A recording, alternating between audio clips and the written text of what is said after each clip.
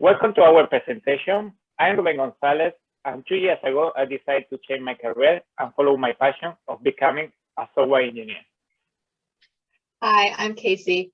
I'm a former English language teacher transitioning to a career in tech. As someone who loves learning, tech is the perfect career for me. Hiya, I'm Maria Crawford, and after 10 years working in education outreach, I took the leap to retrain in tech after seeing how software that we used did or sometimes didn't work well for our service users and stakeholders. Hi, I'm Kieran. Prior to School of Code, I was working in finance. I switched to tech to challenge myself and learn something difficult. Together, we're Hacks to the Future, and we hope you enjoy our app. So what was our problem? While brainstorming ideas for our final project, we identified a need for an application where individuals can easily find or host informal activities and events, explore their interests, and meet like-minded people in their local area. A study conducted on 2,000 individuals revealed 45% of adults find it difficult to make new friends, and concluded with the majority of responses stating that they would go out of their way to make new friends if they knew how or had more opportunities. Another study led by the University of Cambridge revealed that feelings of loneliness rose by 16% between March 2020 and February 2021. There's no doubt the pandemic has changed the way we live and had a huge impact on our relationships and our social interaction with others. Who is our audience, and is there a wider need for this solution? As a team, we conducted extensive market research and came to the conclusion that while there are apps like Meetup, Eventbrite, and Facebook groups, these apps often require a payment or subscription and can often be littered with formal corporate events in an attempt to market their products. We felt that given these reasons and statistics, there was a clear gap in the market for a more user-friendly and informal application that allowed users to meet new people and explore new interests in both group and one-to-one settings. Apptivity appeals to all audiences, whether it's the uni student who just moved to a new city and doesn't know anyone, the solo traveler looking for things to do in a foreign city, or even the middle-aged man whose social interaction has diminished as a result of COVID lockdowns and working from home. I'll hand over to Ruben, who will give you a walkthrough of Apptivity. Thanks. Thank you, Kieran. Now it's my turn to guide you through our solution, Apptivity, by the user experience. First thing the user needs to do is to open a new tab and then introduce our URL. And then the first thing will appear to the screen will be the introduction section with a small introduction to our application and the terms and conditions. If we click on the terms and conditions, it will appear on the screen, and then we click on the login button, it won't go through until we accept the terms and conditions. We accept the terms and conditions, we click on login, and then it will go through our authorization third party, that is Auth0, and then we can log in by our Google account. First time a user is logging through our application, a new data will be created in our database. And then we will use this data for the same user for future login. From Hack to the Future team, we would like to mention that our starting, we were focusing on a clear and clean design, on a easy to navigate user experience, on and into a responsive design. So we see it can be responsive for any kind of device size. In our home section, we have the two main buttons for the two main features of our application. Let's click first on View Activity. In View Activity, we have the main feature of our app, based in a famous dating application, where user can swipe left or swipe right, depending on if he's interested or not interested. In this case, in the card, that is an activity. Also, the user can use a filter by city, let's say London, and we show all the activity by that city. Also, they can use by activity type, like let's say running, and also they can combine different kind of filters, like cities, London, and running, oh, there's no any card. That's a good opportunity for me to show you how to create a new activity card. So I will say, let's create activity for this user. We want to run in London, say 26, 10 o'clock in the morning. And description steps, this create activity, 5 people.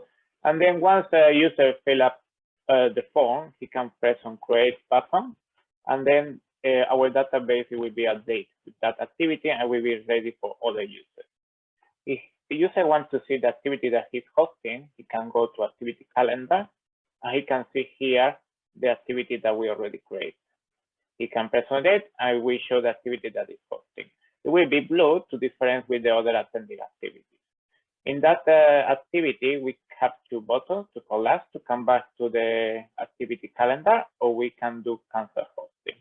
If we cancel the hosting, we can see our activity is removing from our calendar. But let's go back to our view activity. We implement a navigation menu that is easy for users to navigate through our application. Let's go to view activities. And I would like to mention again the responsiveness of our application, where we can check that every section is full responsive for any kind of device. So even here for view activities, where we have the implementation for swipe left, swipe right, it will be responsive to any kind of device, mobile phone or big laptop as well, iPad, doesn't matter, it will be responsive. If we swipe left, it will be an interesting activity. If we swipe right, it will be interesting activity. So we will go that activity to our interested list. How can we go to our interested list? We can go through our link button here or through to our nav menu. In the interesting list section, we can see all the activity that is being swiped right or the activity that user is interested on. Here, for every activity, we can expand it, we can see the information, we can delete it, remove it from our list. I will be remove it from our database as well. Also, if we are deciding to attend that activity, we can press on the button attend. So if we press on attending, it will update our database. It will go this activity to our calendar. As I mentioned before, in this calendar, the user can see the activity that is hosting. Also, he can cancel it in case that he doesn't want to hosting anymore. And he can see the activity that is attending. And also, he can cancel the attending in case that he doesn't want to attend anymore. Also, the calendar has different views. We can see by agenda, where he can see the activities, the attending and the hosting activity by 3 day, week, and month. And this is a nice feature for a user to have a control of his activity. Lastly, I would like to mention that in Apptivity, we were thinking about everything, and even we create our animated loading component with the icon of our application. Maybe you couldn't see this component because my fast broadband, but we are using this component every time that we are loading some data. And that's everything for me. I hope you enjoyed this demo video, and my colleague Casey, she will continue with the presentation. Thank you. Thanks for that great demo, Ruben. Now I'm going to talk about our team journey. We started off as a group of people who have never worked together and no clear ideas of what to build. But through a lot of hard work, we accomplished the MVP you just saw. I'm going to describe our whole working process. We started by brainstorming app ideas on a Miro board, using dot voting to make a decision as a team. We then used Disney ideation to define our MVP. We took a user-centric approach by starting with user personas, user stories, and a user flow diagram. This was a vital step for us to all understand the goals for our app. After we made a clear UX plan, we designed low, medium, and high fidelity wireframes using Draw.io and Figma. We took a mobile-first approach to the layout design, so the responsive app would look great on all screen sizes. Our tech stack is a React front-end deployed to Netlify and a Node Express REST API deployed to Heroku with a Postgres database. We chose this stack because we are all familiar with it, so we knew we could build upon our existing knowledge and make a polished MVP. As a personal learning goal, we all wanted to improve our confidence with testing and CI/CD. So we explored a number of new testing technologies, which I'll talk about now. For the front end, we wrote unit tests for components using Jest and the React testing library. We prioritized components that were reused on multiple pages to make sure that they were always functioning as intended. We also made a suite of Cypress end-to-end tests to test the core user journey flows. For the backend, we wrote an end-to-end test suite in Postman, testing an entire journey for 2 users. This took time to set up, but it was worth it because the test revealed a previously undiscovered bug in a core functionality. We also wrote integration tests for each endpoint in isolation. We built a CI/CD pipeline using GitHub Actions to automatically run these tests and deploy the dev and main branches to Heroku.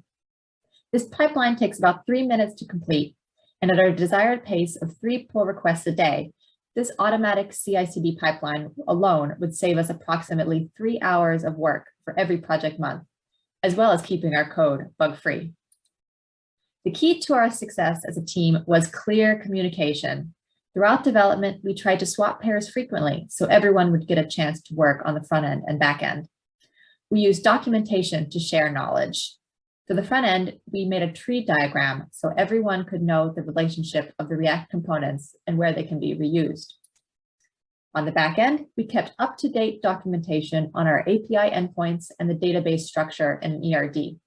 From looking at these docs, anyone working on the front end could easily know how to interact with the API.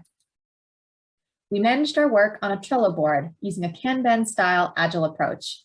We chose Kanban over Scrum because we felt we needed a flexible timeline since we had never worked together before and didn't know our capabilities yet.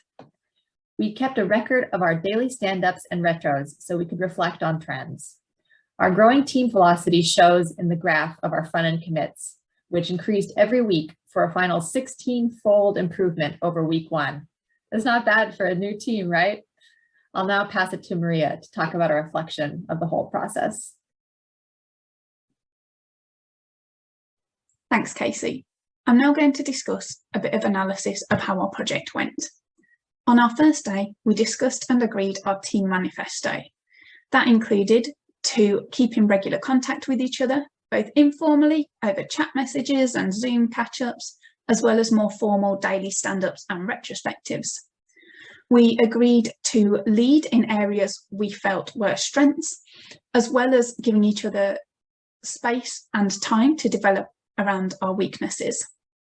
And finally, we agreed that everybody should actively listen, and therefore everybody felt listened to. And that really helped promote a culture of contribution, with everybody feeling comfortable to share ideas and opinions throughout the project. This team manifesto really underpinned our work and perseverance through challenges that we faced throughout the project, ultimately leading to some really positive outcomes. One challenge we faced was the use of a couple of material UI components. These were unexpectedly tricky to edit so that they fitted in with the rest of the style of our app. An example of one of those is our calendar component. This is what you saw when a user tries to view activities that they're due to attend or any that they're hosting, and it'll show them nicely in an agenda view. We really liked that agenda view as well as the clear functionality of the calendar component, so felt that it was worth spending that time getting it working within our app. One component that we felt was not worth the time after a little bit of initial experimentation was a date time picker. It didn't really add the sufficient value to the app for the time required to embed it. Another challenge that we faced was some inconsistency in team members before we proceeded as just the 4 of us. This impacted our planning time and responsibilities and made that quite tricky to manage.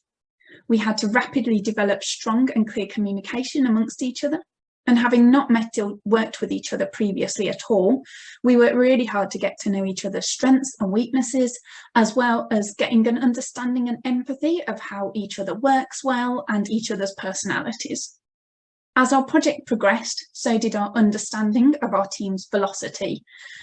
This led to some increasingly efficient and realistic planning and time management, which again in turn led to our successful outcomes, which include we have a full stack working app, we have some really positive working relationships, and we've all done a lot of learning. We had fun despite the pressure that we were under.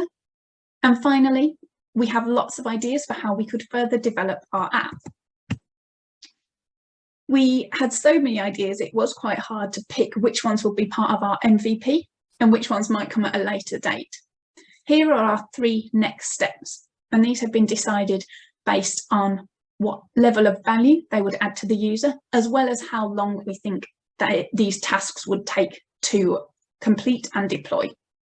So our next step would be to add some email notifications for users to remind them about any upcoming activities or to remind them that they're due to host an activity.